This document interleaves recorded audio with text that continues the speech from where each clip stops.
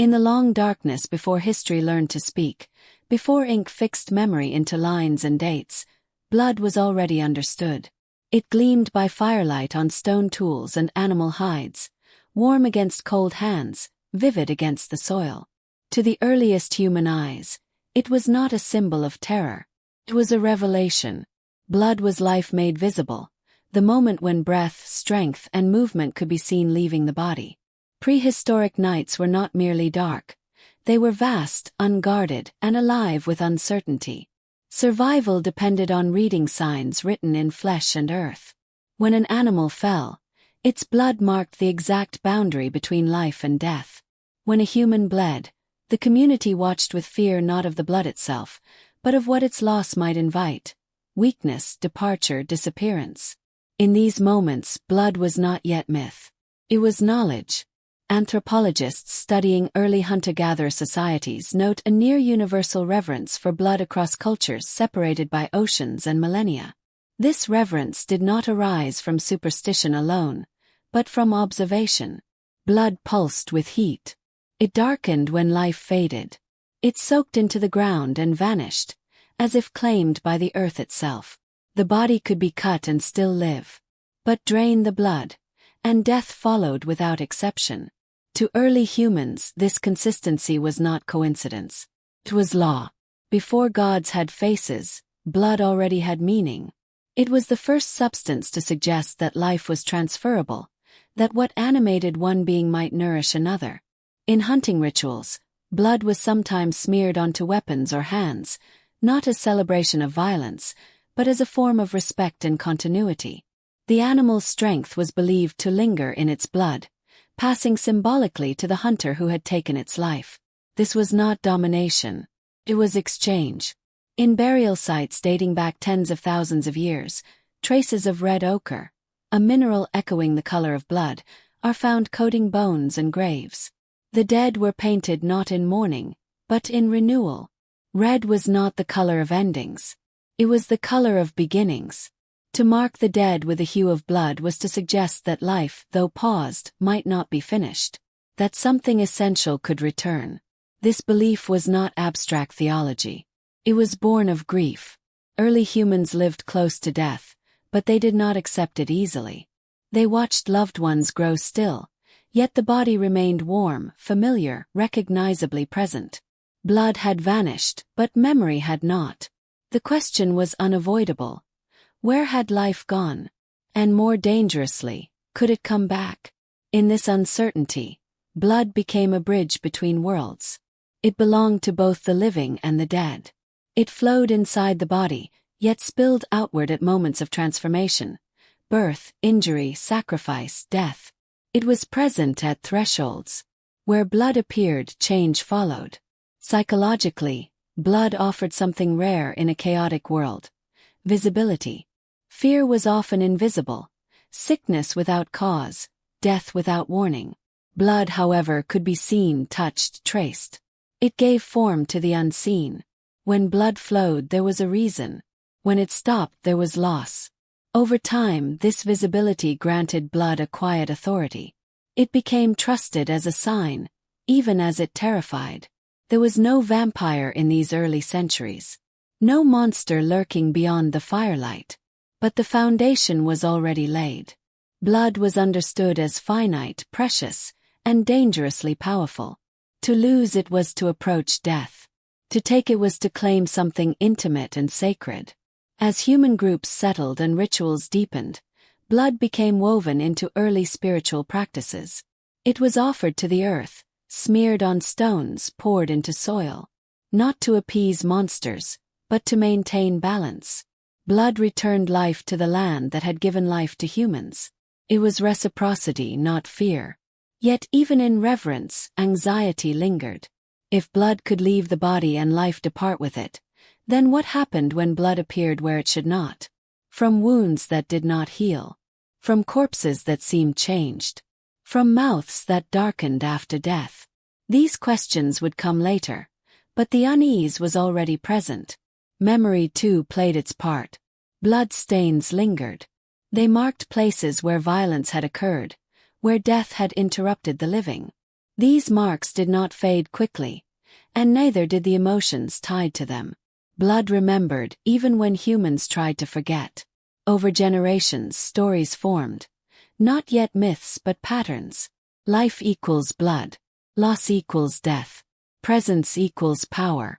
These patterns would eventually harden into belief. And belief, once formed, would demand explanation when the rules appeared broken.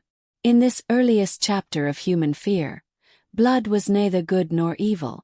It was truth. It was the evidence that life was fragile, transferable, and temporary. It taught humanity its first lesson in mortality, that the body is not permanent, and that something essential can be taken away. Dracula, when he would finally emerge thousands of years later, did not invent this fear. He inherited it. He gave shape to an anxiety already etched into the human mind, the terror of loss made visible, and the dangerous hope that what is lost might be stolen back. Before there were names for monsters, there was blood on the ground. And in its dark, glistening silence, humanity first learned that life could leave, and that the idea of its return would haunt us forever. In the long dawn of human memory, before ink and scripture fixed belief into rigid form, blood was never merely a sign of injury. It was the visible language of life itself. Warm, fragrant with iron, luminous against soil and stone, it marked the boundary between the breathing and the still. Where blood flowed, life had been. Where it was offered, life was hoped for. To ancient peoples, survival was never abstract. Hunger arrived with the seasons. Disease followed the rains. Death was not a distant possibility but a constant neighbor, seated beside the hearth. In this fragile world, blood became currency. Not in trade between humans, but in communion with the unseen powers believed to govern rain, harvest, fertility, and fate. It was the one substance shared by all living beings, the essence that could cross the threshold between flesh and spirit. Across prehistoric landscapes, from wind-scoured plains to forested valleys, ritual spaces emerged where blood met earth. Archaeology reveals darkened altars, animal bones arranged with intention, stones stained again and again by repeated offerings. These were not scenes of savagery, as later centuries would claim, but acts of negotiation. Blood was payment rendered to forces older and larger than the tribe itself, a plea spoken in the only language thought powerful enough to be heard. Among early agrarian societies, the rhythm of blood mirrored the rhythm of the seasons. Animals were bled at planting and harvest, their lives surrendered so that fields might yield grain and communities might endure another winter. The earth, too, was seen as a living body, one that drank deeply. Blood spilled into the soil was believed to awaken it, to nourish the invisible veins beneath the surface. In return, crops would rise. Children would be born. The world would remain in balance. This belief was not confined to a single culture or continent. In ancient Mesopotamia, blood sealed covenants between kings and gods. In Minoan Crete, ritual sacrifice marks sacred caves and mountain peaks.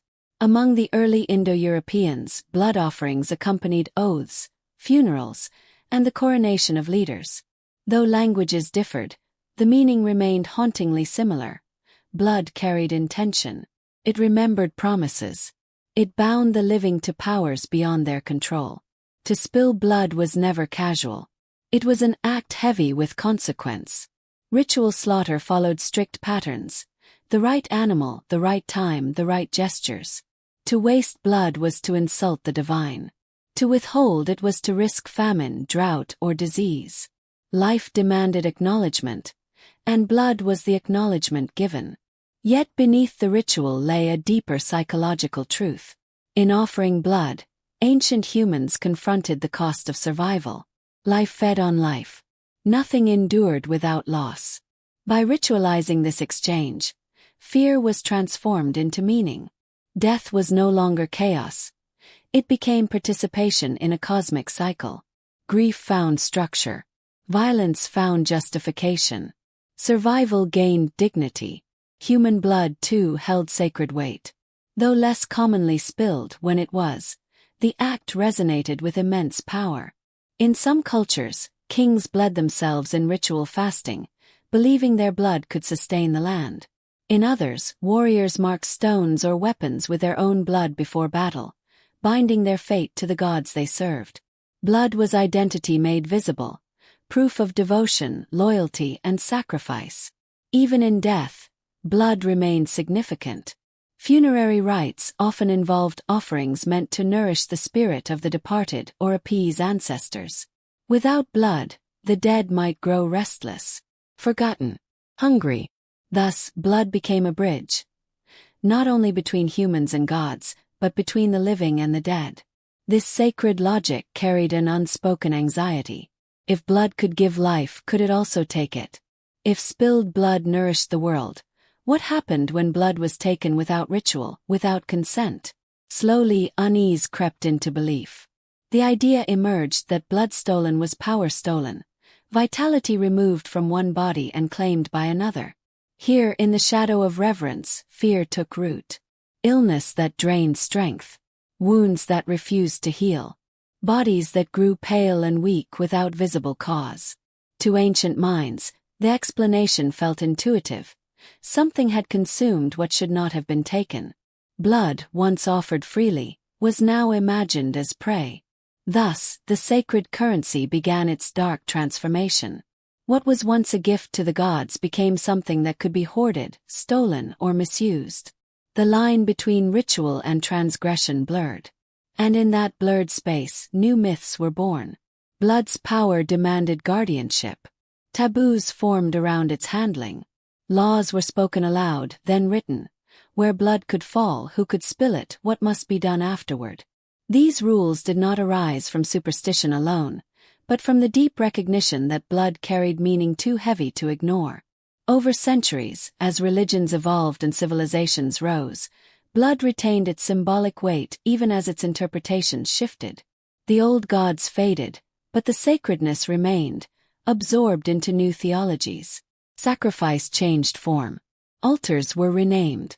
Yet the idea persisted that blood was the price of renewal, the visible cost of continued existence. And beneath every ritual, every offering, every whispered prayer, lay the same ancient truth. Life was fragile, and survival was never free. In treating blood as sacred currency, early humans did not glorify death. They acknowledged dependency. They recognized that to live was to take, and to endure was to give something back.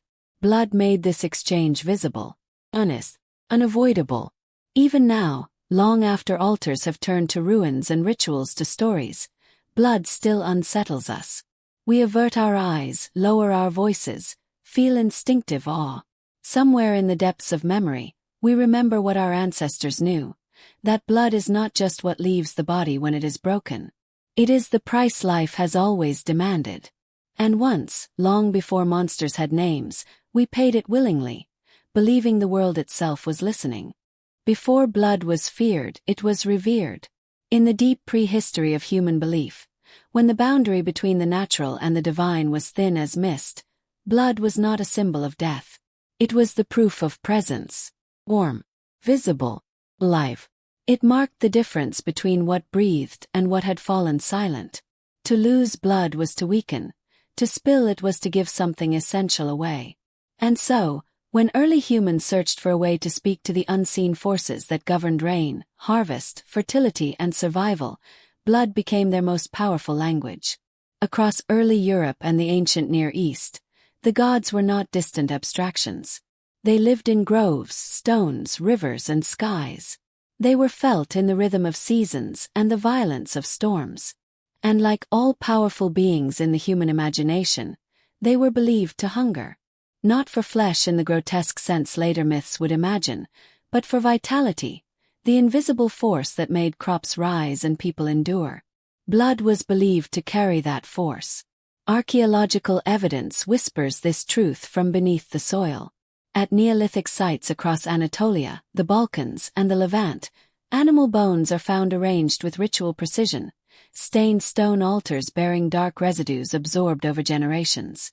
These were not slaughterhouses. They were thresholds, places where life was offered so that life might continue.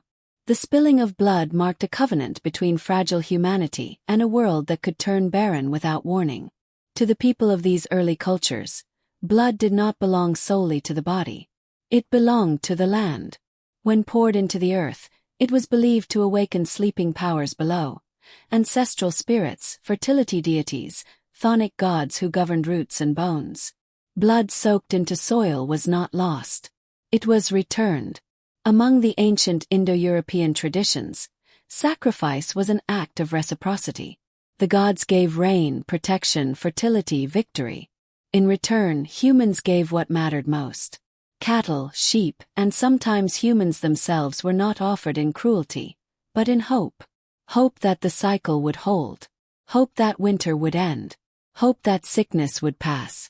The Near East held similar convictions. In Mesopotamian myth, humanity itself was formed from divine blood mixed with clay, a clear declaration that blood was not merely biological but cosmic. It was substance shared between mortals and gods. To give blood back was to acknowledge that shared origin. Even in ritual texts, the language surrounding sacrifice is telling. Blood is described as strength, breath, the red flow of life. The gods are said to drink not as predators, but as sustainers. The offering fed the order of the universe itself. And yet, these rituals were not celebrations of death. They were attempts to repair a world always on the edge of collapse. Famine, drought, disease. These were not abstract threats. They were lived realities. Entire communities could vanish between one season and the next. In such a world, blood sacrifice became a form of existential insurance. A desperate but deeply sincere belief that life could be transferred, redistributed, persuaded to stay. In forests sacred to Celtic peoples, blood was poured onto stones beneath oak trees believed to house divine presence. In Bronze Age Anatolia, ritual pits received offerings meant for underworld gods, whose favor was needed to keep the dead below and the living safe above. These acts reveal a worldview in which death was not final, but functional, a doorway through which power could move. Importantly, blood was never taken lightly, because it was never seen as empty. This is where later horror misunderstands ancient faith. To modern eyes, gods who drink blood appear monstrous. But to ancient minds, blood was not gore. It was essence. And to give essence was to acknowledge dependence. The gods were not demons feeding on suffering. They were forces requiring balance. When blood was spilled incorrectly, carelessly, or excessively, disaster followed. Myths are filled with warnings of improper sacrifice, of gods angered by disrespect, not satiated by violence. In this way, ritual bloodshed was tightly controlled, surrounded by prayer, purification, and symbolic restraint. It was meant to restore harmony, not revel in destruction. Yet something darker lingered beneath these beliefs. Because if blood could nourish gods, it could also nourish the dead.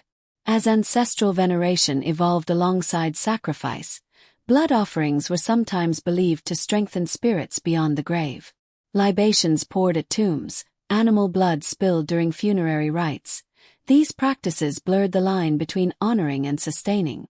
The dead were remembered not as inert remains, but as beings who still required warmth, attention, and energy. This belief planted a dangerous seed. If blood could feed divine forces, and if the dead still existed in some diminished state, then what prevented them from seeking blood themselves? For centuries, this question remained unspoken, buried beneath ritual structure and sacred law. But when societies fractured, when plagues spread, when mass death overwhelmed tradition, the logic turned inward. What was once controlled belief became suspicion. Blood, once offered willingly, began to be imagined as stolen. The god who drank blood slowly transformed into something else. Not in myth yet, but in fear. The shift was subtle. It happened not in stories but in experience. When corpses failed to decay as expected. When the dead appeared flushed, bloated, marked with darkened mouths. The old language of blood as life collided with the terrifying sight of death that looked strangely nourished. And so the sacred began its descent into the profane. But at its origin, before fear sharpened it into accusation, blood sacrifice was an act of faith. It was humanity's attempt to speak with forces too large to name. to say, "We understand that life is borrowed. We return a portion, hoping the rest may remain." In this forgotten world, the gods who drank blood were not monsters. They were mirrors, reflecting humanity's belief that survival required exchange, that life could only continue through loss, and that blood, above all things, carried the memory of being alive. Long before vampires haunted graves, blood already haunted belief. And once something is believed to contain life itself, it never truly stops being feared. In the early centuries of human memory, death was not an ending. It was a thinning of the veil, a soft loosening of presence. The body fell still, but the person did not vanish. They remained, in breathless rooms, in cooling earth, in the uneasy silence that followed burial. To live in the ancient world was to exist beside the dead, not beyond them. For our ancestors, the grave was not a boundary. It was a threshold. Across pagan Europe, the Near East, and the ancient Mediterranean, the dead were understood as unquiet, not malevolent by nature but incomplete. They had crossed into a dimmer state of being, where warmth, speech, and sensation no longer came freely. What remained was longing. A thirst not for flesh, but for what flesh once carried. Heat, memory, movement, and breath. The living felt this presence everywhere. In the sudden chill near hearth fires. In dreams where the departed returned whole and speaking. In illness that arrived without cause, draining strength as though something unseen were drawing it away. Death in these cultures did not sever relationships, strained them. Archaeology confirms what myth preserves. Early graves were rarely abandoned spaces. They were revisited, fed, spoken to.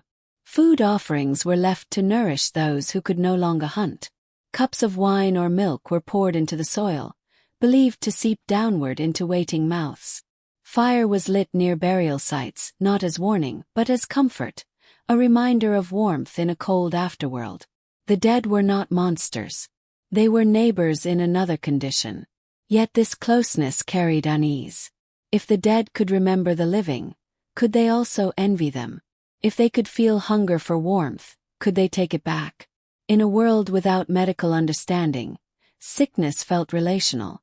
When a household weakened, when a child grew pale and thin, the cause was rarely internal. It was external. Something was being taken.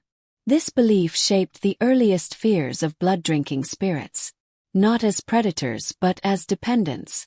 The unquiet dead were thought to feed on vitality itself, the invisible force that animated bodies. Blood became symbolic of this force, not because it was consumed, but because it represented what was being lost.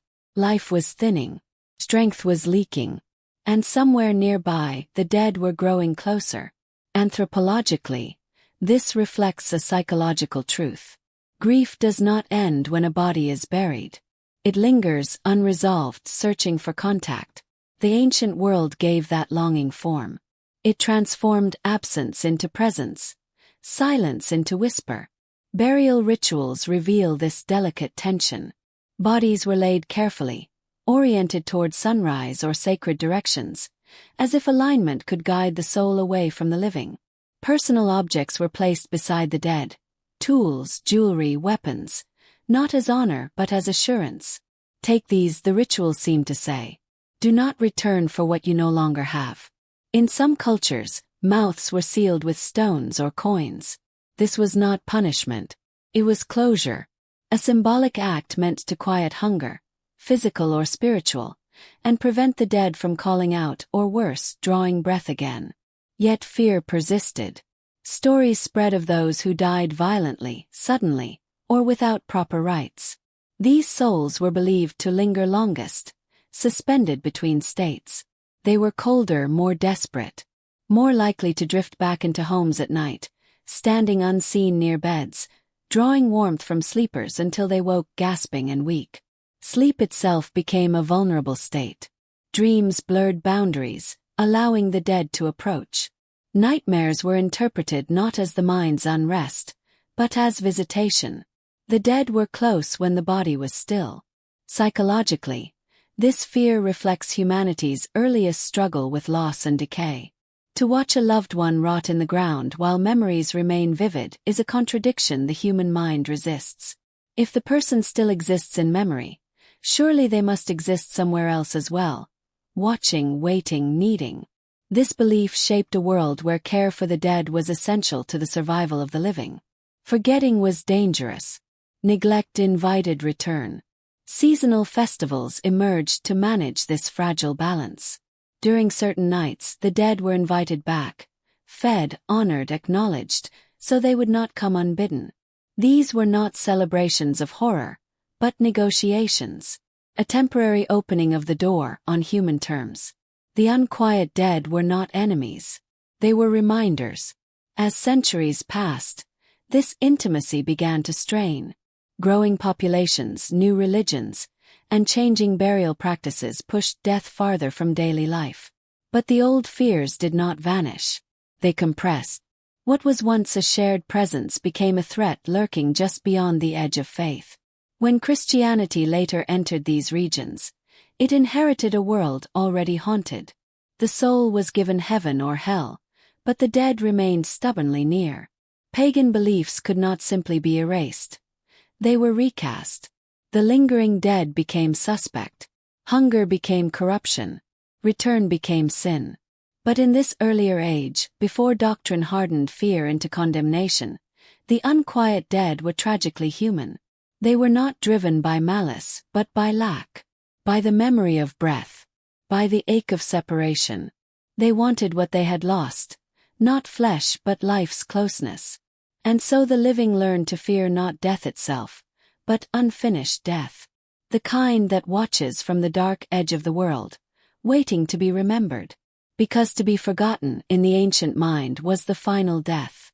And the unquiet dead would do anything, even drink from the living, to avoid it. In the quiet places of the earth, where soil presses gently against bone, the dead were once expected to remain still. Burial was meant to be an ending, a boundary between the warmth of breath and the cold patience of time. And yet, across centuries and continents, that boundary did not always feel secure. Some graves, it was believed, refused silence. Archaeology tells this story not through words, but through disturbance. Through bodies found turned face down, limbs pinned by stones, jaws wedged open with bricks, iron sickles laid carefully across throats, and heavy weights pressing chests into the soil. These were not careless burials. They were deliberate, intentional. Acts performed not in anger, but in trembling caution. The living did not do this to punish the dead. They did it because they feared the dead might still be hungry. Across medieval Europe, in Slavic lands, the Balkans, the Carpathian Basin, graves have yielded unsettling arrangements. Skeletons discovered with stakes driven through rib cages, or skulls removed and placed between the legs. In some regions, bodies were bound with ropes, nails hammered through shrouds and into coffins. Elsewhere, mouths were filled with stones, ash, or iron objects. Each culture had its variations, but the purpose remained hauntingly consistent: to restrain something believed capable of rising again. To the modern eye, these practices can appear brutal, even grotesque. But stripped of distance and judgment, they reveal something far more fragile: a population struggling to survive in a world where death did not always behave as expected. This was an age without germ theory, without understanding of decomposition, without language for contagion. When disease swept through a village, it did not arrive with explanation. It arrived as loss. One child died. Then another. Then the strong followed the weak. And soon grief demanded reason. In freshly buried corpses, signs appeared that defied intuition. The body bloated as gases expanded within. The skin tightened, darkened. Blood pooled and leaked from the nose and mouth. Fingernails seemed longer as flesh receded. In colder climates, decay slowed, preserving the illusion of vitality. To those who returned to the grave weeks later, the dead did not look emptied. They looked fed.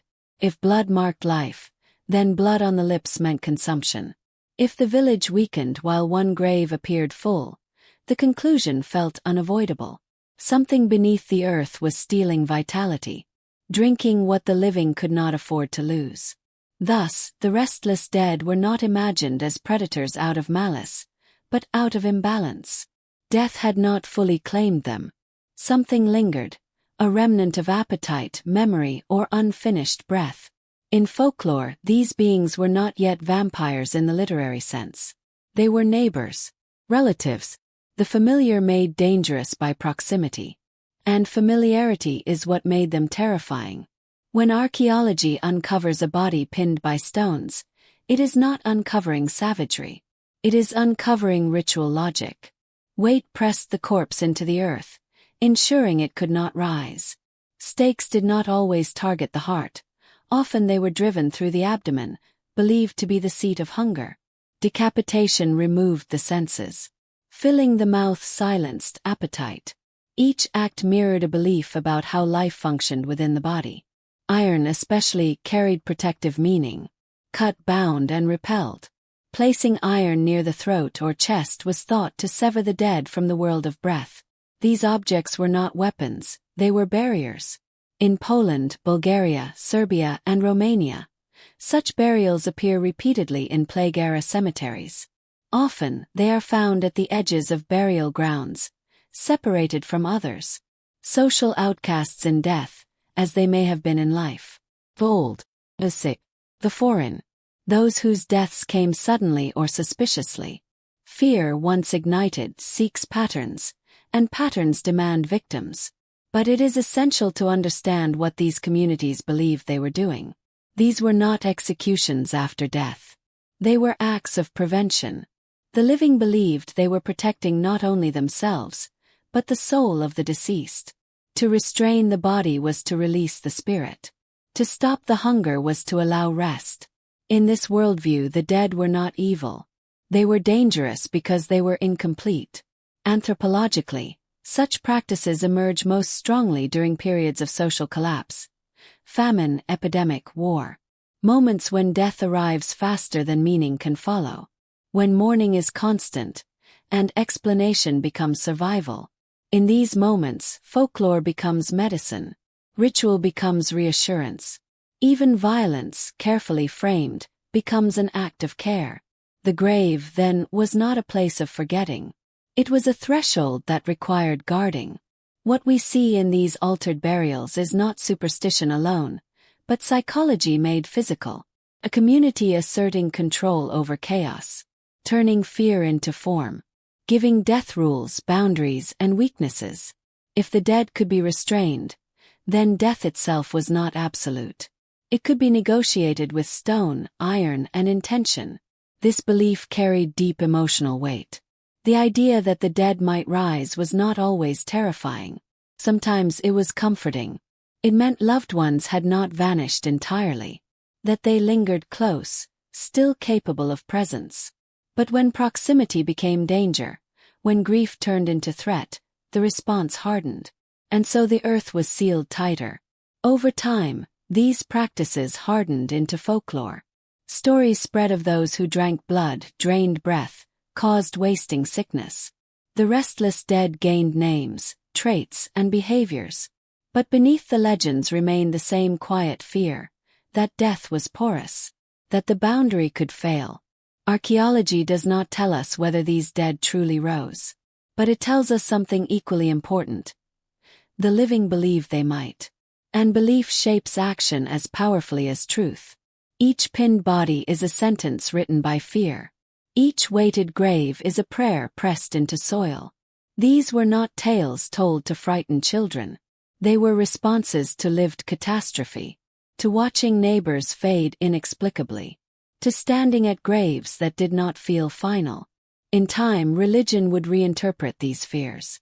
Christianity would recast restless dead as damned souls. Pagan beliefs would be absorbed, renamed, moralized. The blood drinker would transform from symptom to sinner. From explanation to monster. But here, in these graves, we glimpse the story before judgment. Before the vampire wore a crown of fangs. When it was still only hunger without language. Graves that refused silence remind us of a truth both ancient and enduring. Humans have always struggled to accept death as an ending. We search for motion where there should be stillness. We invent reasons when loss arrives too quickly. And when the world feels fragile, we imagine threats not because we are cruel, but because we are afraid. The earth remembers these fears. It holds them gently, pressed beneath layers of time. And when we uncover them, we are not disturbing monsters. We are listening to the quiet panic of our ancestors, whispering from graves that were never meant to open again. In the shadowed corners of medieval villages, the line between life and death was fragile, trembling, and often invisible. The air carried a strange, coppery scent, a whisper of mortality that could not be denied. Bodies, once familiar and warm, now lay silent in wooden coffins or shallow graves, yet something about them defied the natural order. Lips darkened to bruised violet, eyes sunken yet glinting with a ghostly sheen, and from some a thin red film seeped across teeth and tongue, blood that no hand had spilled. To the villagers, unversed in the secrets of decomposition, the dead did not decay as they ought. Instead, they seemed nourished, swollen with life that should have been gone.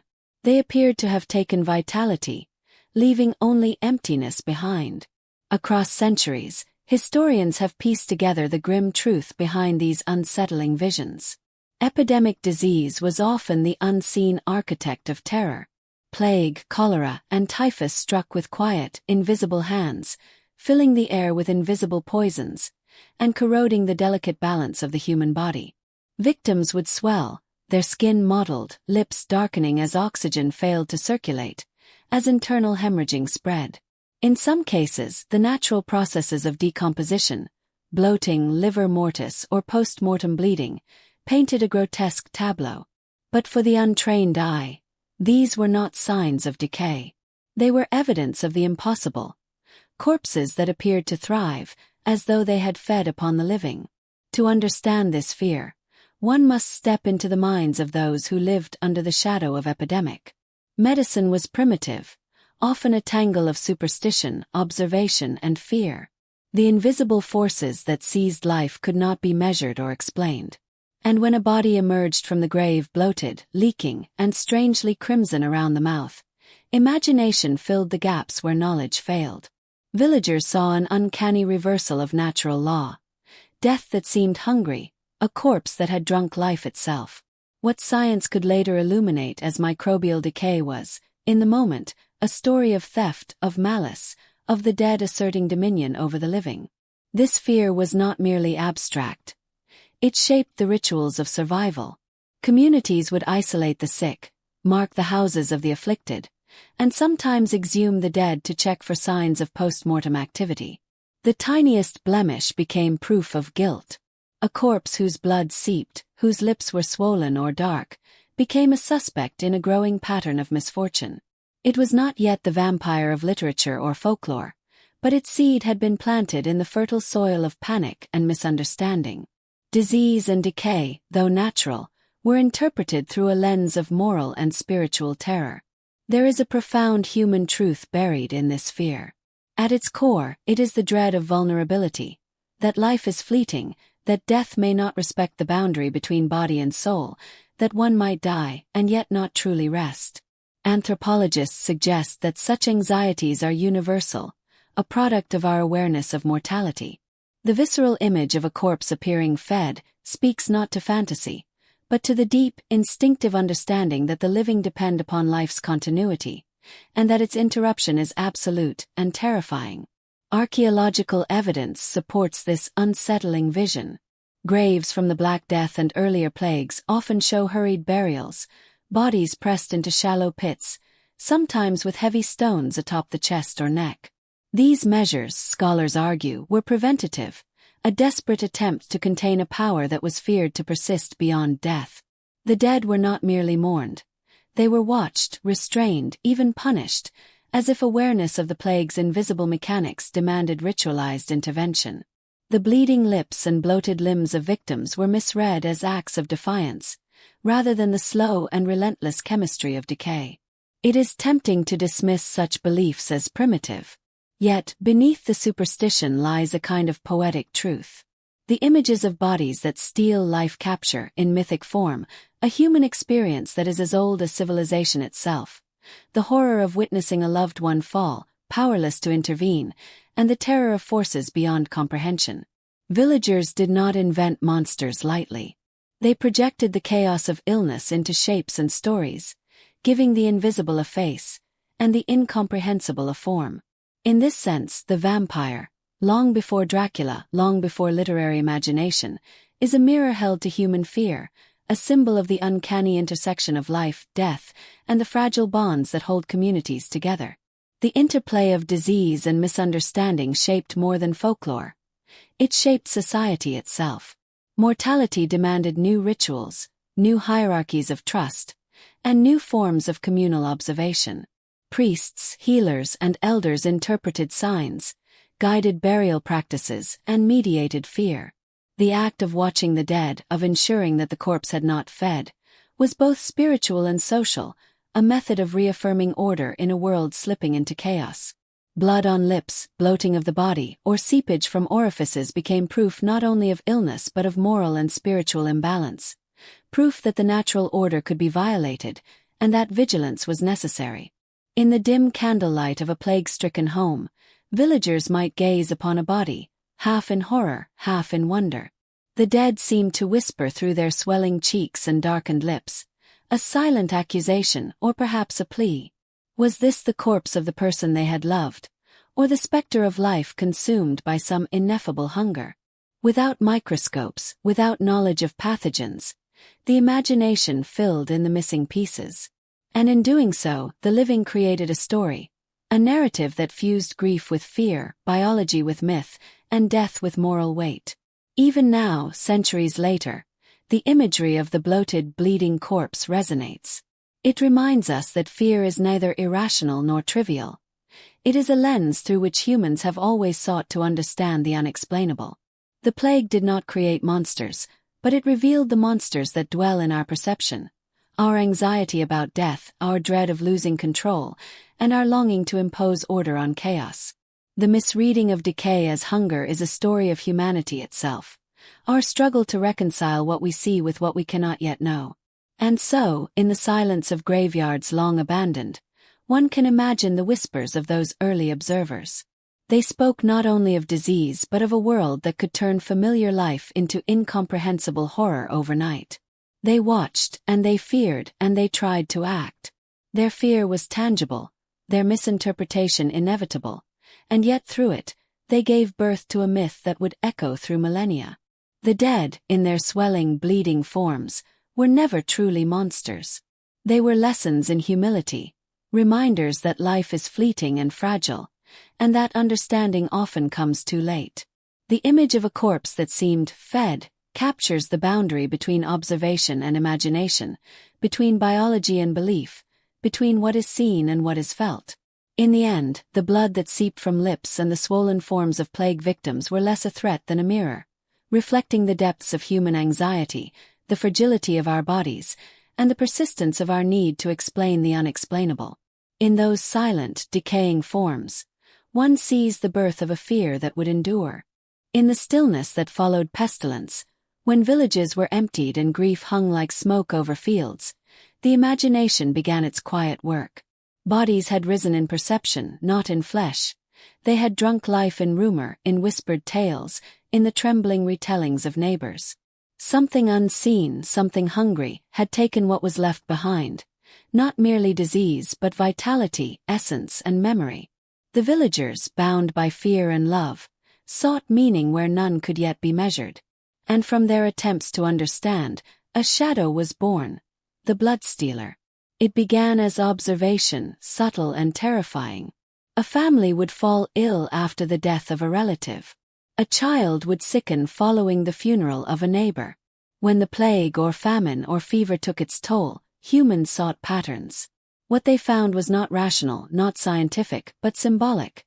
The dead had fed, stolen life, and left the living hollowed, trembling, exposed. Anthropologists suggest this is no anomaly of superstition, but the mind's instinct to impose order on chaos. The bloodstealer was not a story first written in books, but one etched in the shared memory of terror. These early narratives carried the weight of morality and inevitability. The dead were not passive. They were agents of consequence. Villagers noted the swollen lips, the crimson stains that lingered after death, and interpreted them as signs of deliberate action. Every sickness became a mystery, every sudden death a question, and every corpse a potential actor in the ongoing drama of life and loss. In the absence of explanation, imagination became authority. What could not be seen, what could not be measured, was given form and intent. Yet the bloodstealer was more than an accusation. It was also a mirror of human guilt. Communities, forced to survive through quarantine, isolation, and the endless toll of disease, began to sense that their failure to protect life might be punished. When death struck, it was not merely a natural event. It was moral, social, and symbolic. The corpse that seemed nourished by life was both an object of fear and a reflection of human anxiety. And in this reflection, the myth found its enduring power. Across Europe, the imagery deepened and codified. In the Balkans, stories of the strigoi, the restless dead who rose to drain the living, circulated alongside real accounts of illness and sudden death. In Western regions, similar narratives spoke of revenants, spirits, and demonic presences. Each story was unique in detail but consistent in principle. Life could be stolen by the departed, and the living were vulnerable to their unseen hunger. It was a doctrine born of observation and fear, a bridge between what humans saw in the natural world and the moral universe they sought to inhabit.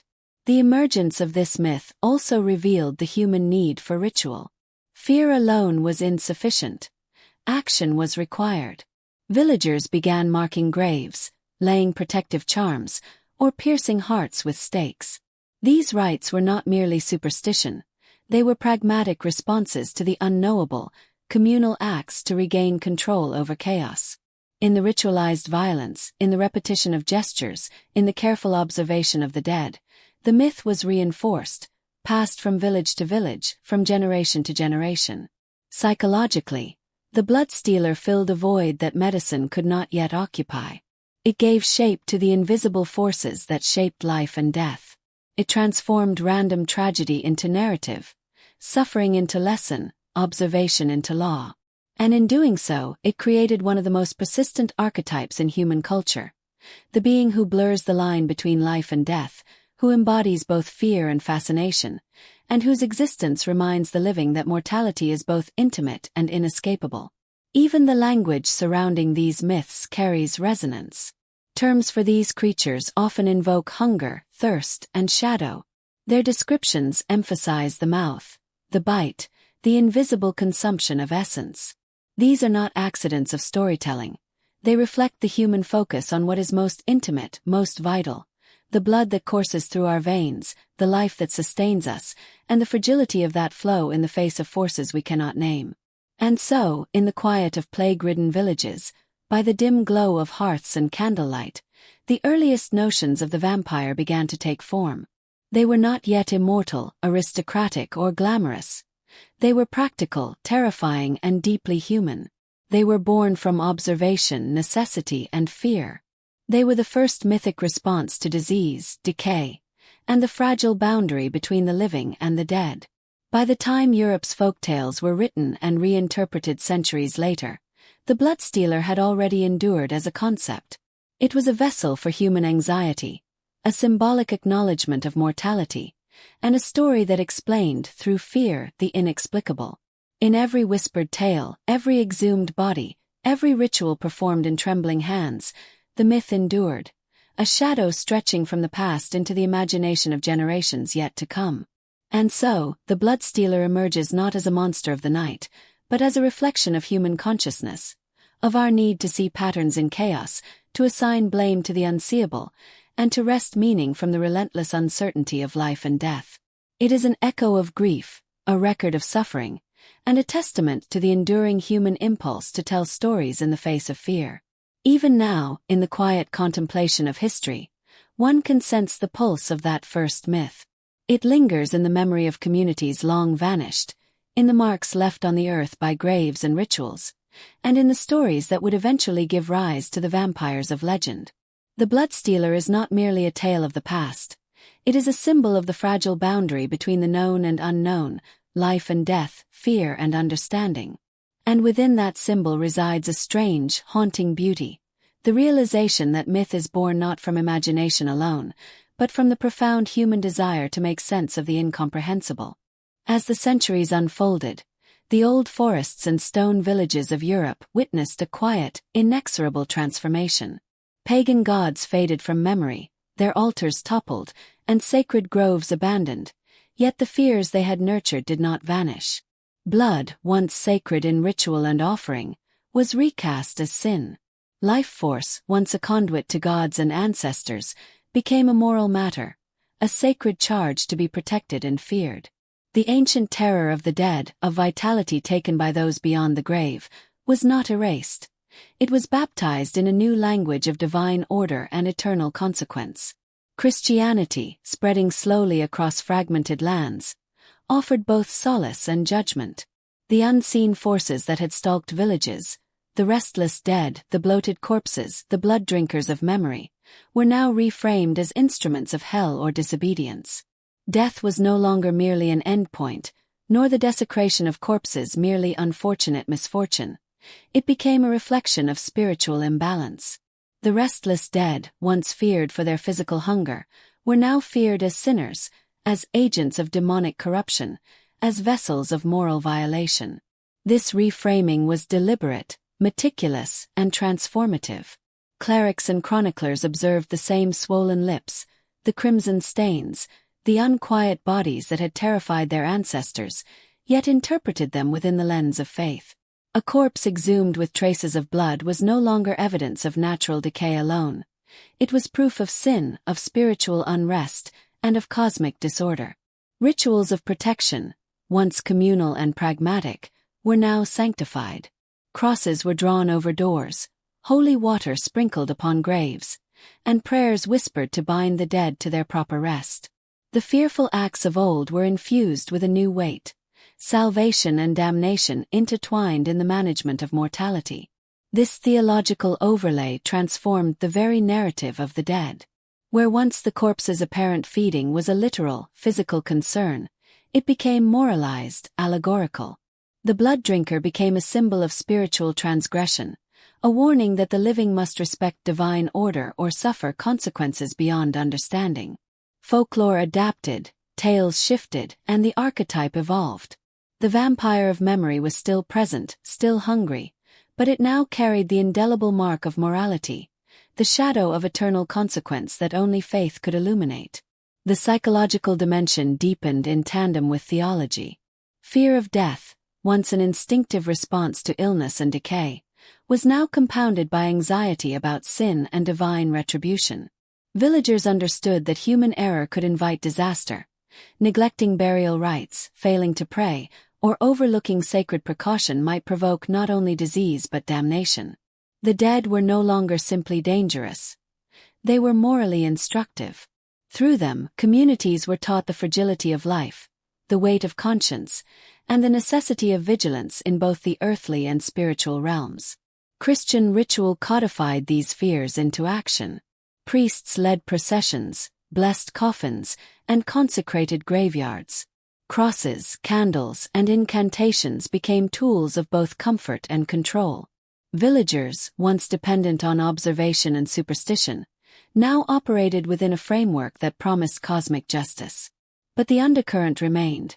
Bodies that bled from mouths or swelled unnaturally were still watched, still feared, still spoken of in hushed tones. Faith did not remove anxiety. It translated it, giving shape to invisible forces in a manner intelligible to human hearts and minds. The transition also left an enduring imprint on European imagination. Pagan myths did not vanish. They were reframed, veiled beneath the garments of Christian morality. Strigoi, revenants, and other blood-stealing entities were now demonic or cursed, their motivations tied not merely to hunger but to sin. The narrative deepened, becoming both cautionary and symbolic. The living must respect life, honor the dead, and obey the divine order, lest the violation invite suffering in both body and soul. Every swollen corpse, every trace of blood, was now a warning written in flesh. In this context, the vampire became a paradoxical figure. Part myth, part moral lesson, part reflection of communal memory. It bridged pagan observation and Christian interpretation, embodying both physical fear and spiritual instruction. Where the ancients had sought to explain the inexplicable with ritual and observation, the medieval faithful explained it with doctrine and confession. Both approaches, however different in form, emerged from the same impulse: to confront the unexplainable, to structure terror into narrative, and to impose meaning upon forces beyond comprehension. Yet there was poetry in this transformation. Humanity's encounter with death, disease, and the unknown was neither arbitrary nor merely fearful. It was deeply human, an effort to reconcile loss with understanding, decay with morality, and mortality with eternal significance. In reframing the bloodstealer, Christianity did not erase human anxiety. It preserved it, giving it a moral spine and a narrative heartbeat. The dead remained restless, the blood drinker still existed, but now its hunger was both literal and allegorical, a warning, a reflection, and a story to guide the living through the shadow of mortality. And so, the ancient fears of disease, decay, and misunderstanding were consecrated, ritualized, and eternalized. The corpse that had once appeared fed, swollen, and unquiet became a symbol of divine justice, a reminder of the fragility of life, and the weight of human responsibility. In the quiet churchyards and candlelit homes of medieval Europe, the past and present converged. Pagan memory and Christian teaching intertwined, giving rise to myths that would echo across centuries, shaping folklore, literature, and the imagination itself. In the end, the bloodstealer endured, not merely as a story of horror, but as a mirror of humanity's struggle to understand mortality, morality, and the unseen forces that govern life. In the shadow of faith, the restless dead became both warning and witness, teaching, through fear and ritual, that life is sacred, that death is absolute, and that the stories we tell are the vessels through which we confront the unknowable. Even now, as we read these chronicles from centuries past, one can sense the quiet tension of those early observers, the blend of awe, dread, and devotion. In every ritual performed, every grave blessed, and every fearful glance cast at the dead, we find the resonance of human consciousness reaching into the shadows, seeking understanding and preserving memory. The blood drinker, reframed by faith, remains a haunting testament to the persistence of fear, the depth of ritual, and the inexorable human desire to find order in the face of death.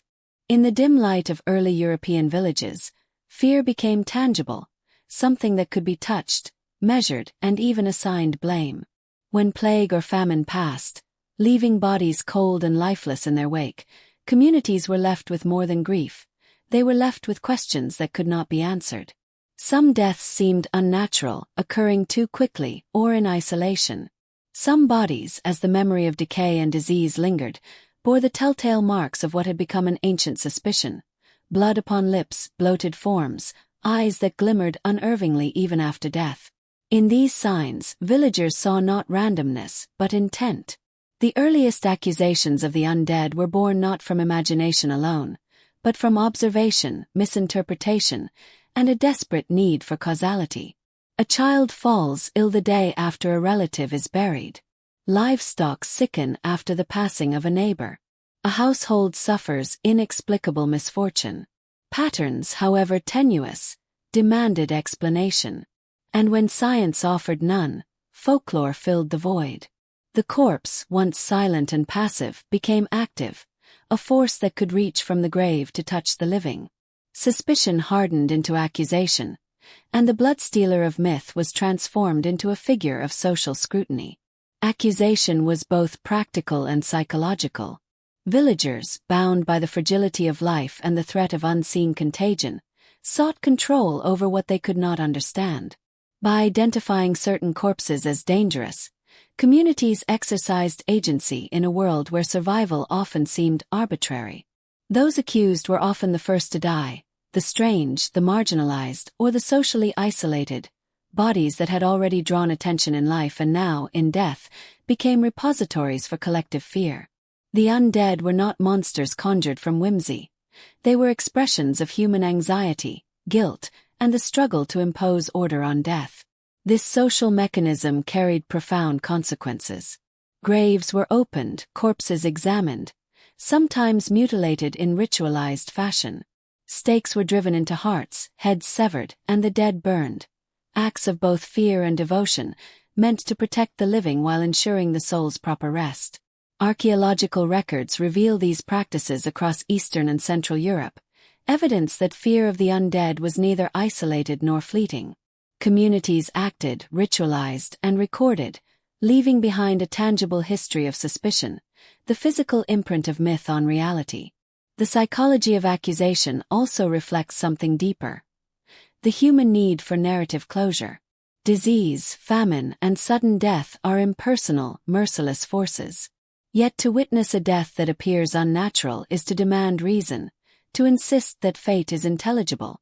The undead accused are the embodiment of that insistence, a symbol of what happens when explanation fails. By assigning intent to the corpse, villagers reconciled grief with action, fear with ritual, and mortality with moral structure. Interestingly, these accusations were often intertwined with the evolving religious framework. Christian doctrine had reframed the restless dead as sinners or demonic agents. The act of accusing a corpse was simultaneously practical and spiritual. It was protection and penance, a safeguard for the living and a moral rectification for the deceased. Each exhumation, each stake driven, each ritual performed was a negotiation between observation, faith, and the human impulse to impose order on chaos. This convergence of fear, ritual, and moralization gave rise to enduring folklore. Tales of vampires, or revenants, strigoi, and other regional names, were rooted in documented practice, born from communal experiences and anxieties. They were stories of observation and misinterpretation, but also of deep social cohesion. In fearing the dead, communities bonded, learned to enforce norms, and confronted mortality together. The vampire myth, in its earliest incarnations, was not merely supernatural entertainment. It was a living record of human survival, grief, and belief. Even in literature and oral tradition, the first undead accusations preserved a subtle, haunting realism. The traits ascribed to these bodies, the swelling, the bloodied lips, the eyes that seemed to watch, were derived directly from experience. Myths were crafted not in isolation from reality, but as a reflection of it. The supernatural emerged organically from observation, psychology, and social necessity, illustrating the seamless thread between human experience and the stories we tell to make sense of it. In this way, the birth of the undead accused stands at the intersection of fear and memory. It preserves the imprint of human suffering, the shadow of disease, and the moral weight of mortality. It reminds us that myth is never entirely invented, but emerges from the texture of human life, from grief, from observation, and from the need to navigate the terrifying unknown. The accused undead are both cautionary tale and historical record, an echo of the moment when fear became narrative, and narrative became enduring legend. And so, as the night falls over ancient graveyards, one can imagine villagers standing watch, hearts heavy, hands trembling, performing rituals to protect themselves from bodies that had already become more than flesh. These early accusations are the foundation of the vampire mythos, bridging the pagan understanding of restless life with the moral and spiritual architecture of medieval Europe. They are a testament to humanity's capacity to observe, interpret, and ritualize, and to the persistence of fear long after the physical threat has passed. In the stillness of centuries, the first accused undead continue to speak, not with voice, but through the weight of history and folklore, whispering of mortality, morality, and the human impulse to confront death with meaning. The shadow of the blood drinker was never simply horror. It was reflection, guidance, and memory. In every stake driven, every grave watched, every story told, the undead lived on, as warnings, as symbols, and as the enduring pulse of fear transformed into myth. In the shadowed villages of medieval Europe, fear of the dead was never idle. It demanded action, a tangible response to forces that could not be measured, explained, or predicted. When illness struck and graves grew crowded with bodies, communities turned to ritual, not merely as superstition, but as a delicate negotiation with mortality itself.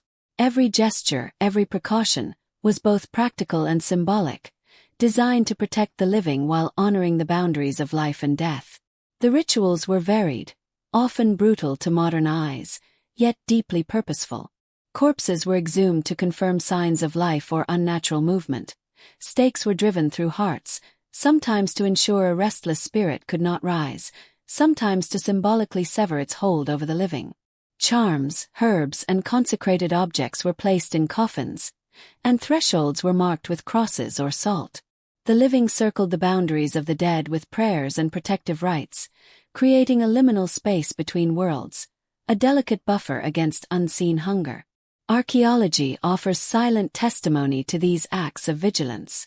Graves show evidence of careful positioning, heavy stones placed upon bodies, or implements inserted to prevent movement. In some cases, multiple generations of precaution were evident, as if the same fear, repeated through time, required constant reinforcement. Every intervention was a form of mercy, an effort to reconcile grief with necessity, to protect the living while ensuring that the dead received their due rest. These rituals were not cruelty but a profound expression of responsibility, a covenant between life and death. There is a psychological depth to these practices that is often overlooked. Communities that performed such rituals were not merely fearful, they were actively engaging with uncertainty, asserting agency in a world dominated by disease and decay. Ritual became a language of control, a means to impose order on chaos, and a framework through which grief could be channeled into meaningful action. To stake a corpse, to sprinkle holy water, or to recite protective prayers was to transform helplessness into purpose. It was humanity asserting itself against the encroachment of death, even when understanding was incomplete. Religion and folklore were inseparable from these acts. The Christian Church sanctified many of these practices, blending moral instruction with practical necessity.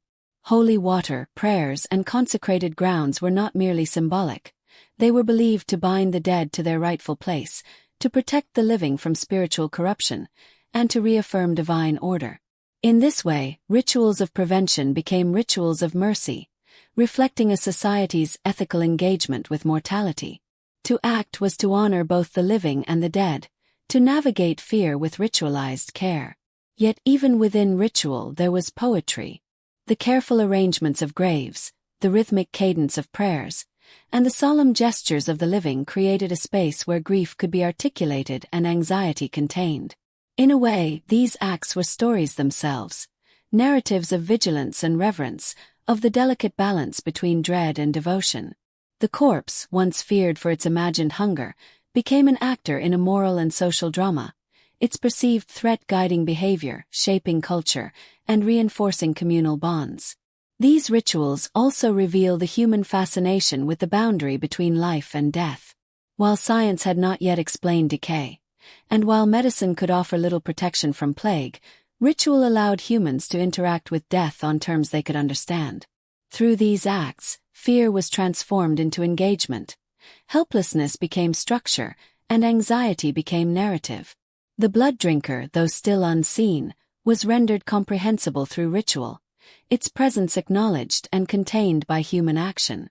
Rituals of prevention were not uniform, yet they shared a common thread, the merging of observation, belief, and care. In some regions, fires were lit at graves to purify and protect.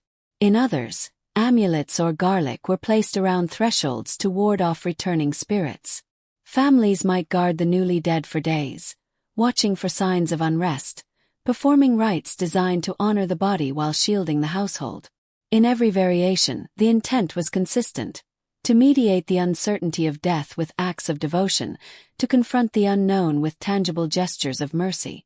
The human dimension of these rituals is especially striking. They were performed with trembling hands, heavy hearts, and an acute awareness of mortality. Every stake driven, every prayer uttered, every protective charm placed was an intimate negotiation with fear, grief, and hope. These acts were not merely survival strategies. They were expressions of care, attempts to protect those who remained, to respect those who had passed, and to reconcile the living with the inevitability of death. In them, one sees the essence of humanity. The desire to act meaningfully in the face of what cannot be fully understood or controlled. Over time, the repetition of these rituals reinforced communal memory and belief. Villages codified practices, and folklore absorbed ritual into story. The undead, once observed and feared, were now contained within narrative, and the acts of prevention themselves became emblematic. They were the first line of defense, the bridge between practical knowledge and myth, ensuring that fear remained disciplined and purposeful. In this way, ritual both reflected and shaped culture, embedding the memory of disease, decay, and human vigilance into enduring legend. In the quiet of a candlelit home, in the shadows of consecrated cemeteries, these rituals endured. They were gestures of mercy as much as defense, acknowledging the power of death while asserting the resilience of life. They were acts of care performed in trembling faith, that carried both spiritual and emotional significance. The blood drinker, feared yet unseen, became a vessel through which humanity articulated its deepest anxieties and its most deliberate acts of devotion. And so, in the interplay of fear, observation, and ritual, the vampire myth continued to take shape. It was a creature born not merely of imagination, but of lived experience, a reflection of human vulnerability, moral responsibility, and the need to impose order upon the inexorable reality of death. Through ritual, communities confronted mortality, shaped narrative, and preserved memory. They transformed dread into structured action, terror into devotion, and observation into myth. In the end, the rituals of prevention and mercy are a testament to humanity's enduring response to the unknown. They reveal the tension between fear and care, between mortality and memory, and between life that persists and death that demands recognition. In every prayer, stake, and charm, one can sense the heartbeat of a society negotiating with mortality, honoring the dead, and protecting the living.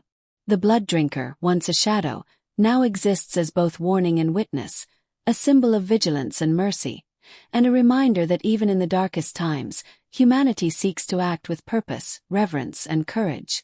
Through centuries of observation, ritual, and whispered tales, fear began to take form. The restless dead, once simply a product of disease and misinterpretation, evolved in the collective imagination into a figure both tangible and terrible. The villagers' rituals, their prayers, their stakes and stones, had disciplined fear, given it shape, and in doing so, created a new kind of presence, one that existed not only in the world of the living but also in the world of stories. The blood drinker became more than a metaphor. It became a character, a shadowed actor in the drama of mortality and morality. This transformation was neither sudden nor uniform. Across Europe, the undead acquired names, traits, and weaknesses that reflected regional fears and practices.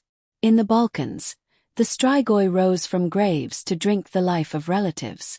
In Slavic regions, the Yupper was feared for its nocturnal hunger and uncanny vitality.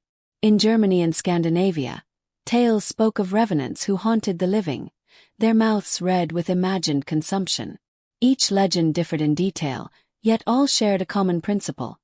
Death had not ended the threat. It had only shifted its form, from unseen decay to conscious supernatural hunger. The codification of these traits was influenced by communal memory. Every stake driven, every corpse guarded, every herb placed in a coffin left an impression upon the mind. Oral storytelling distilled experience into narrative. Features were exaggerated. Bloated bodies became eternally swollen, darkened lips became the mark of predation, and the restless gaze became an intentional act. Folklore amplified, stylized, and repeated the observations of countless generations, blending them with morality, fear, and imagination. What began as biological reality, disease, decay, and misunderstanding, was now mythic, enduring, and emotionally resonant. Religion continued to shape this evolution. Clerics reinforced the moral dimension of the undead, emphasizing sin, damnation, and divine justice. The vampire was no longer merely a threat to the body, but a threat to the soul. Each narrative carried an ethical lesson. Vigilance, piety, and communal cohesion were necessary defenses against forces that could cross the boundary between life and death. The supernatural monster, terrifying as it was, reflected human values as much as human fears. It was, in essence, a societal mirror, projecting both anxieties and imperatives onto the shadow of the dead. This solidification of folklore also marked the convergence of observation, ritual, and imagination. Villagers had acted against corpses in fear. Stories arose to explain those actions. Stories inspired further ritual. And over time, myth, practice, and communal memory intertwined so completely that separating them became impossible.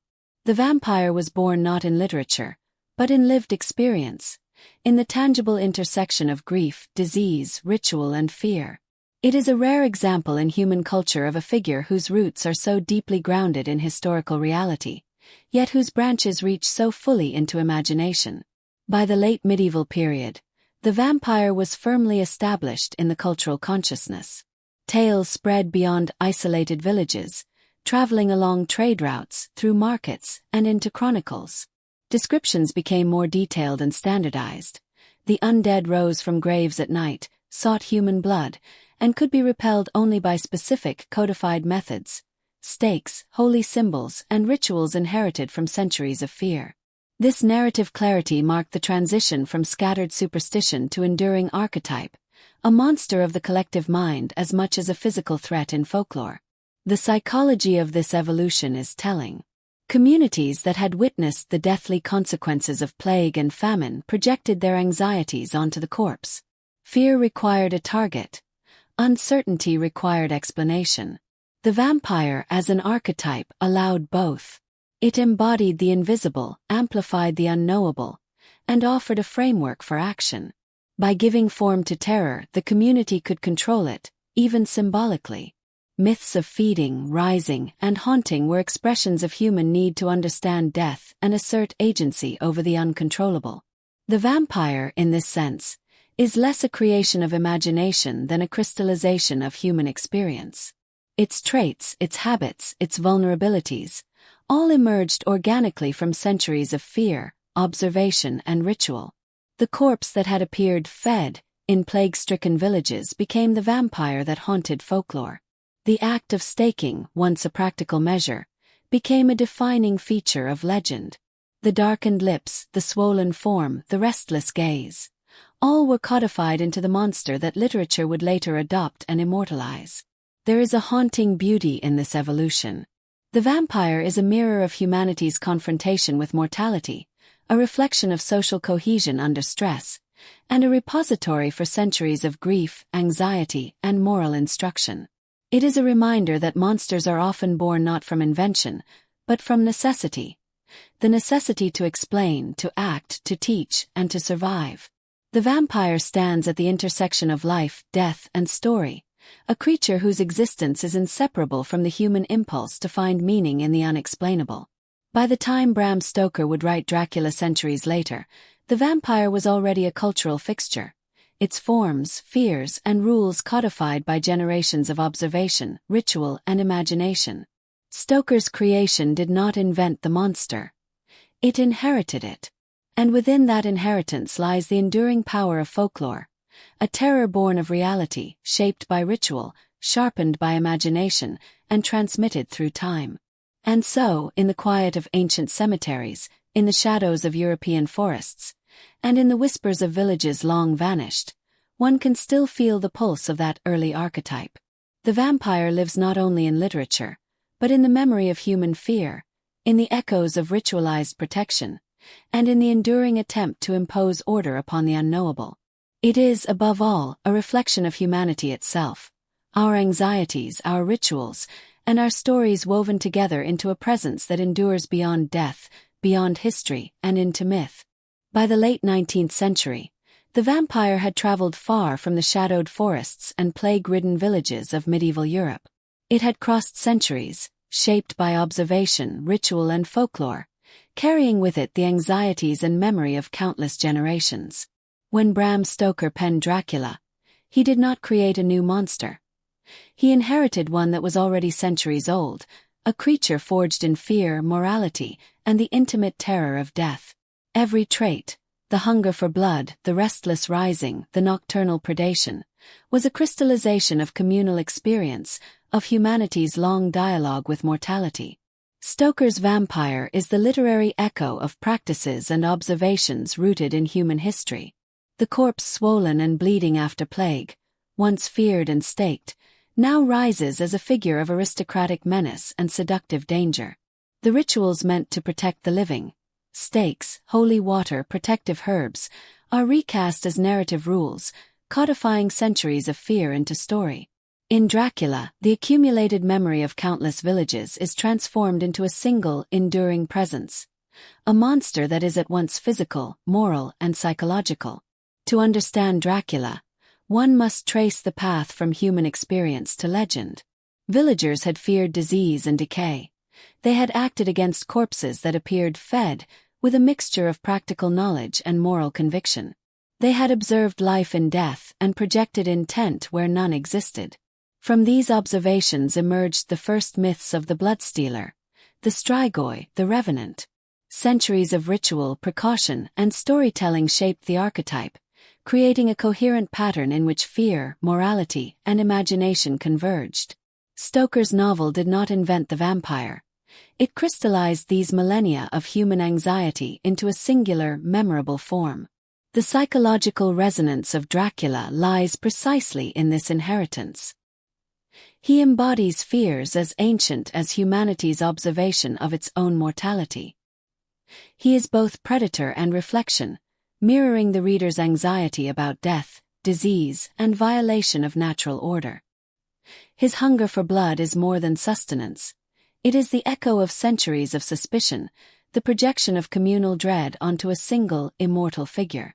The vampire is the unquiet memory of every body exhumed, every stake driven, every ritual performed in trembling hands to guard the living from the unknown. Dracula also carries moral weight, echoing the transformation imposed by Christian reinterpretation. The undead are no longer merely dangerous bodies. They are agents of sin, transgression, and consequence. In literature, as in folklore, the vampire becomes a symbol, a measure of human virtue, a reflection of the consequences of negligence or hubris, and a reminder of the fragility of life. Stoker inherited not only the fear of the corpse but the cultural framework that gave it ethical and spiritual significance. In this sense, Dracula is a literary vessel, carrying the cumulative memory of countless generations. The aristocratic veneer, the transnational menace, the dark allure, these are narrative innovations layered upon a foundation of lived human experience. Beneath the page lies the rhythm of centuries, the cadence of exhumations, the tension of vigil, the whispered warnings, and the moral codifications that shaped early modern and medieval societies. Every page pulses with history, every act of predation echoes communal anxiety, and every shadow evokes the memory of those who feared the dead long before the vampire became a figure of fiction. Yet there is a profound poignancy in this inheritance. Dracula is terrifying not merely because he is supernatural, but because he is human memory given shape. He is the embodiment of humanity's earliest and most persistent anxieties, the vulnerability of life, the inevitability of death, and the invisible threats that lie just beyond comprehension. In him, fear is distilled, ritual is remembered, and history is made tangible. The vampire is not simply a story. He is the reflection of our own attempts to understand, control, and narrate the unexplainable. The cultural impact of Dracula also demonstrates the enduring power of myth. Stoker's narrative propagated the archetype, embedding it in the collective imagination of Europe and, eventually, the world. But the story resonates so deeply because it is rooted in reality. In plague, in superstition, in ritualized observation of death. It carries with it the echoes of those early communities who witnessed bodies that seemed fed, who acted to protect the living, and who transformed fear into narrative, morality, and myth. The modern vampire is inseparable from this long lineage of human experience, a bridge between the observed, the feared, and the imagined. In the quiet hours, one can almost hear the pulse of this memory. Every shadowed grave, every whispered tale, every protective ritual performed in the flickering glow of torchlight resonates within Dracula's story. The literary vampire is both monster and memorial, a testament to human ingenuity in the face of death, and a reflection of the fears that have always accompanied life's impermanence. To read Dracula is, in a sense, to walk among the echoes of history, to witness the survival of memory, myth, and the enduring human desire to make sense of mortality. And so, Dracula inherits more than legend. He inherits centuries of human observation, fear, ritual, and imagination. He is the culmination of the bloodstealer myth, the restless corpse, and the moralized undead. He is history made narrative, folklore made tangible, and terror made enduring. In him lives the pulse of villages long vanished, of rituals long performed, and of minds long wrestling with the unexplainable. He is, ultimately, a bridge between humanity and its past, a shadow cast by generations of fear and devotion, and a haunting reminder that the stories we tell are never simply fiction. They are memory, embodied, eternal, and alive. Even now, in the quiet of our modern lives, the shadow of the blood drinker lingers. Centuries of fear, ritual, and storytelling echo in our fascination with what is most intimate, most vital, the crimson life that courses through our veins.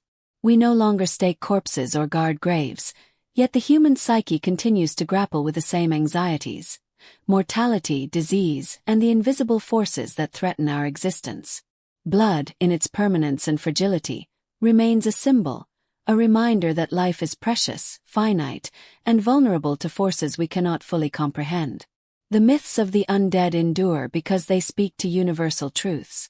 They are reflections of human experience, filtered through centuries of observation and ritual. A corpse that once seemed to feed in plague-ridden villages became, over time, a story of moral consequence and supernatural menace. The vampire, whether lurking in folklore, literature, or cinema, embodies the anxieties we have always carried: fear of death, fear of loss, and the desire to impose meaning upon the uncontrollable. In every story, we recognize our own mortality, our own vulnerability, and our relentless search for understanding. Ritual and imagination continue to intertwine in human culture, even when detached from their original context. The act of telling the story, of imagining the vampire rising from the grave, is itself a form of engagement with mortality. It allows us to confront fear in a contained, symbolic space, transforming anxiety into narrative, chaos into structure. In this way, the blood drinker remains a mirror, an image of human vigilance, creativity, and the eternal negotiation between life and death. Psychologically, the vampire resonates because it embodies what is intimate and essential. Blood is more than a biological necessity. It is a symbol of identity, vitality, and connection. To drink it, to lose it, is to violate the boundary between self and other, life and death. These ancient fears are not outdated. They persist in our stories, art, and culture because they are tied to the deepest human experiences. The vampire is enduring because it touches something timeless, the primal understanding that life is both fragile and sacred. Even in contemporary culture, the archetype continues to evolve. Vampires appear in novels, films, and games, often divorced from superstition, yet always carrying the weight of centuries. The fascination is never merely entertainment. It is a reflection of memory, of ritualized fear, and of humanity's enduring preoccupation with mortality. Each retelling, each adaptation, preserves a thread that links the present to the ancient past. From plague-racked villages to candlelit cemeteries, from exhumed corpses to literary legends, the shadow persists. Perhaps most haunting is the way these stories confront us with ourselves. The vampire is not only predator but reflection, revealing our anxieties, desires, and morality. In imagining the blood drinker, we imagine our own vulnerability. In fearing the undead, we acknowledge our mortality. In ritualizing and narrating, we assert agency over the unknowable. The vampire exists, ultimately, because we cannot escape our own awareness of death, and because we have always sought to give it shape, meaning, and form. The persistence of these myths testifies to the human need to understand, control, and narrate the unexplainable. Fear was once shaped by plague, by swollen corpses, by rituals of protection and mercy. It became folklore, then literature, and now cultural memory. And in each iteration, it teaches the same lesson. Life is finite, death is inevitable, and the unknown cannot be ignored. The blood drinker, in all its forms, endures as a symbol of this eternal truth. In the end, the fascination with blood, the undead, and the vampire is not merely about horror. It is a reflection of human consciousness, a testament to the centuries-long dialogue between observation, ritual, and imagination. It is the memory of grief transformed into narrative, the projection of fear into symbol, and the enduring effort to impose order on chaos. The blood drinker lives because humanity cannot forget what it once feared, and because those ancient fears remain, in some way, alive within us all. So, as we turn the page, dim the candle, or walk past the shadowed graveyard, the pulse of memory lingers. Blood, life, death. These are not just biological facts, but the threads of human story, woven into myth, ritual, and culture. The vampire is more than monster. It is history, psychology, and imagination entwined. It is the echo of every corpse feared, every ritual performed, and every story told. And in that echo we find the quiet, haunting reminder that some fears are eternal, some myths are immortal, and some shadows, like blood itself, never fade.